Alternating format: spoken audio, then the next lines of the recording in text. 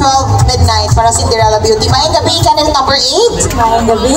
Kung sa gibati nga ikaw dyan katapusan karong gabi, una nga mutubag sa pangapangutan.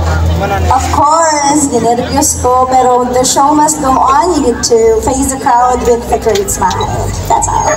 By the way, your voice is so beautiful. Oh, thank you so much. Since when did you start learning how to sing? I think I started singing on stage when I was still 4 years old. Oh, I love the accent. Yes, and her family name is where? Wari or where? Yeah, you can just say it. Or say Laura. Warren. Or where? Okay, murad ka half, no? And her beauty is also like half. Napakailain lahi. Half Pinoy, half Pinay. O magabi yung wala. I think kalahi. I'm a full-blooded Filipina. Oh, very proud. Okay. Anything you'd like to say sa mga supporters out there? Oh yeah, I would like to thank my cluster, Panyabunan, Bulibulihan, Bato, and of course, Abis. Salamat kayo sa inyong suporta sa mga kabarangay dire. Akong friends, and then my family na all the way from Dumaguete, and my partner, and yeah, everyone here na natin karon. Salamat sa pagkano yung pagsuporta na mo. Thank you. Kung sa'yo mensahe sa partner, kaya murag partner, O sa inyong endearment? Yeah, dungog na ira. Tungkol ka? Ay! Simple but, you know, medyo may... Muna siya yung pinaka-sweet na endearment sa Bisaya. Dung and die. Panghipos na dong. Panghinti na dahil. Malaban na doon. Okay, I know that you... Sige, best message, real quick. Thank you sa support dong, and yeah, financially and somewhat na karandiri. Love you mo. Sana all. Okay, wala na kayo choice number 8, sorry, pero sana lang ka mo question na bilhin. Go ahead.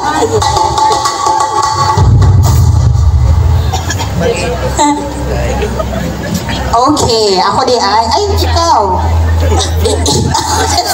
Ako na lang, pwede. Mura mag-away pag inukit sa imong masa. Candidate number 8, here's your question. Now that you are a mother yourself, what do you think is the essence or importance of being a mother? Akong hubadon, karon nga nahimo ka ng inahan, unsa sa imong hunahuna ang pinaka-importante nga bahin sa usa ka inahan? Well, thank you so much for reading the question, Miss MC. I believe that mothers play a vital role in nurturing us to be responsible, compassionate, God-fearing individuals that make positive contribution to society.